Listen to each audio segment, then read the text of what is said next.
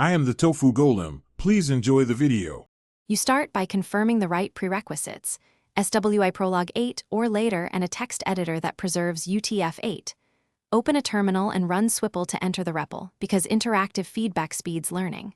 Once in, consult your program using Consult Miprog, PL, or the shorthand Miprog. This loads predicates so you can run queries. While loading, watch for warnings about operator declarations. They tell you why parsing might differ between files. Now you write predicates and iterate. Define clear facts and rules, then test them directly in the REPL.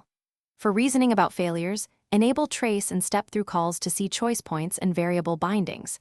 This shows why backtracking occurs.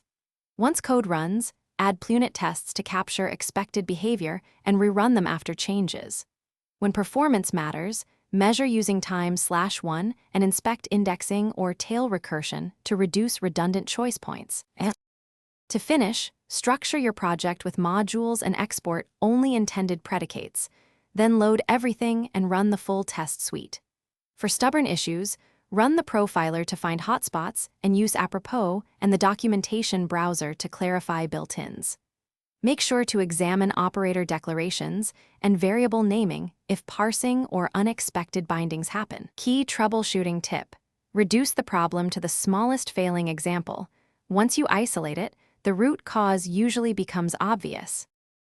Thanks for watching. Consider subscribing if we helped you today.